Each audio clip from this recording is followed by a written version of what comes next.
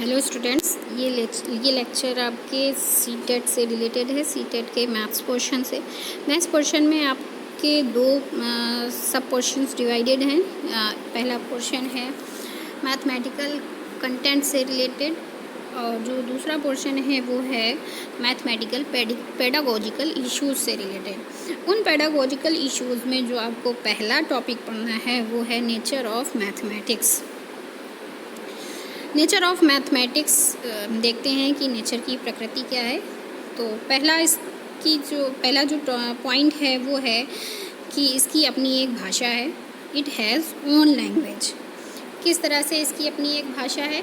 जैसे हम अगर एक सेंटेंस को बोलें कि जो पर्सन ए है उसके पास पर्सन बी से दोगुनी चीज़ें हैं, ठीक। तो मैथमेटिकल फॉर्म में हम इसको कैसे लिखेंगे? A is equal to 2b, है ना।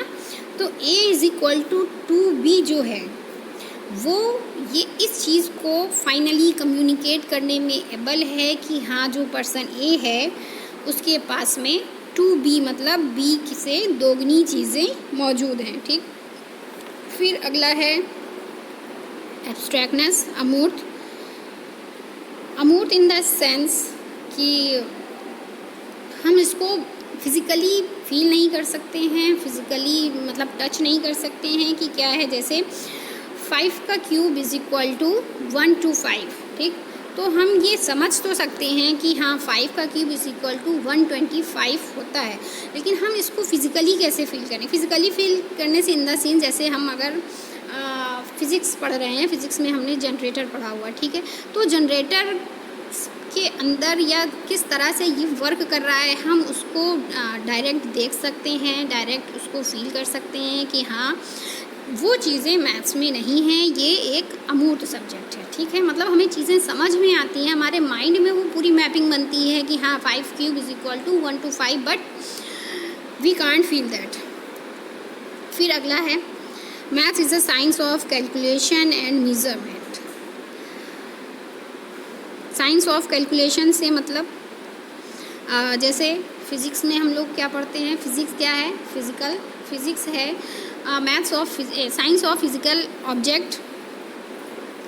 केमिस्ट्री क्या है? Science of chemical objects. उसी तरह से जो केमिकल ऑब्जेक्ट्स मतलब वो सारी केमिकल ऑब्जेक्ट्स की क्या क्या रिएक्शंस हैं, क्या क्या तरीके हैं, किस तरह से क्या रिएक्शन हो रही, उसी तरह से मैथ्स में हम देखते हैं कि जो भी कैलकुलेशन है, क्या इसके नियम हैं, क्या कानून है, किस तरह से सारा प्रोसेस है, वो सारी चीज़ें हम मैथ्स में पढ़ते हैं। इसलिए हम इसको साइंस ऑफ कैलकुलेशन या साइंस ऑफ मेजरमेंट कहते हैं।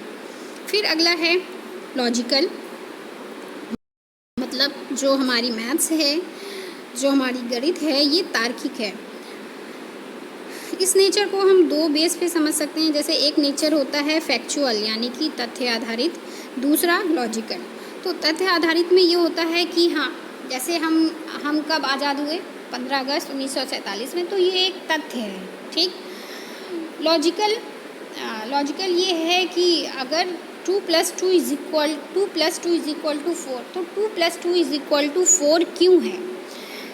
इसके पीछे एक लॉजिक है। तो यही लॉजिकल रीज़न, यही लॉजिकल नेचर है हमारी मैथमेटिक्स का, ठीक। फिर अगला है सार्वभौमिकता, यूनिवर्सल के सेंस में हम समझेंगे। जैसे कि केमिस्ट्री को लेते हैं हम। केमिस्ट्री में अगर हम दो केमिकल के बीच में रिएक्शंस करवाते हैं तो उन केमिकल की प्रेजेंट के साथ साथ में हमें एक इन्वायरमेंट भी चाहिए होता है, ठीक है। जैसे मान लीजिए एक केमिकल ए है, एक केमिकल बी है। केमिकल ए की केमिकल बी के साथ हम रिएक्शन करा रहे हैं, उसके साथ अगर हम 0 डिग्री टेम्परेचर दे रहे हैं तो हमें एक प्रोडक्ट मिला, ठीक। उसके ही फिर अगर हम केमिकल ए और केमिकल बी की रिएक्शन हम अगर टेम्परेचर 100 डिग्री सेंटीग्रेड में करा दें तो वो सेम प्रोडक्ट हमें नहीं मिलेगा, ठीक है। लेकिन मैथ्स के साथ में ऐसा नहीं है। अगर 0 डिग्री वाले इन्वायरमेंट में 3 + 5 इज़ इक्वल टू 8 है, देन 100 डिग्री सेंटीग्रेड वाले इन्वायरमेंट में भी 3 + 5 इज़ इक्वल टू 8 ही होगा, ठीक है। फिर अगला है निगमनात्मक, मतलब ये डिडक्टिव नेचर का होता है। डिडक्टिव नेचर मतलब ये नियम आधारित है ना। मैथ्स हमारी सारे नियमों से ही बनी है। लेकिन जब हम इसको पढ़ा रहे होते हैं क्लासरूम में पढ़ाते समय हम जो विधि यूज़ करते हैं वो आगमन विधि यूज़ करते हैं, इंडक्टिव मेथड यूज़ करते हैं। तो इस चीज़ को थोड़ा सा ध्यान देना है कि बाय नेचर ये डिडक्टिव है, लेकिन जब हम इसको पढ़ाते हैं, मतलब बच्चों को जब हम सिखाने जाते हैं तो हम इंडक्टिव मेथड यूज़ करते हैं, इंडक्टिव रीजनिंग यूज़ करते हैं। ठीक, फिर अगला है spiral in shape. Spiral shape को हम एक स्प्रिंग से समझ सकते हैं। जैसे स्प्रिंग का आकार होता है ना, कि वो लंबी भी होती है और गोल गोल घूमी हुई साथ में जुड़ी हुई होती है। तो यही आकार हमारी मैथ्स का भी है कि जो कॉन्सेप्ट हैं वो एक दूसरे पे बेस्ड होते हैं और इंटरकनेक्टेड होते हैं। मतलब कोई भी कॉन्सेप्ट एक दूसरे से बिल्कुल से फ्री नहीं होता है। तो जो एक हमारा पहला कॉन्सेप्ट है वो कहीं ना कहीं हमारे नेक्स्ट कॉन्सेप्ट से जुड़ा हुआ आता है और उससे आगे का होता है। ठीक है, तो ये इसका नेचर है। फिर अगला नेचर है इसका पदानुक्रमित, मतलब हायरार्की बेस्ड होता है। हायरार्की बेस्ड इस तरह से कि जैसे अगर हमको मल्टीप्लाई सीखना है, ठीक है, तो हमको पहले ऐड करना सीखना होगा।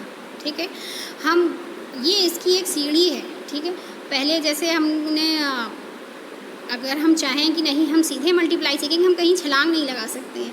हम सबसे पहले हमको एडिंग ही सीखना है, हमको जोड़ना ही सीखना होगा। जोड़ना घटाना सीखने के बाद ही हम गुणा तक पहुंच सकते हैं, फिर उसके बाद भाग तक। तो ये हायरार्की पहले से सेट है। ठीक, फिर उसके बाद हम और कॉम्प्लेक्सिटीज़ की तरफ जाते हैं। तो ये मतलब हायरार्की बेस्ड है, इसमें हम डायरेक्ट छलांग लगा के हायर लेवल पे नहीं पहुंच सकते हैं। फिर अगला नेचर है ये संचयी प्रवृत्ति का होता है। इसकी जो प्रकृति है वो संचयी है, मीन्स क्यूमुलेटिव ये है कि वो अपने में सारी चीज़ों को समाहित किए होता है, मतलब हर चीज़ को अपने में इंक्लूड किए हुए। अब हर चीज़ को अपने में इंक्लूड से मतलब कि किसी भी पॉइंट को हम बीच में मिस नहीं कर सकते हैं ना, मतलब एक कंटिन्यूटी बनी रहनी चाहिए। और जो है मतलब अगर हमें इस बीच में कोई भी पॉइंट मिस हो गया है तो हमारा क्लैरिफिकेशन छूट जाता है। तो जैसे अगर हमने मेंसुरेशन पढ़ रहे हैं तो मेंसुरेशन में से किसी टॉपिक का अगर एक पोर्शन हमने छोड़ दिया है तो वो टॉपिक कभी भी हमें पूरा कंप्लीटली समझ में नहीं आने वाला है। ठीक है, तो इस तरह से तो ये सारे इसके नेचर से रिलेटेड पॉइंट्स थे।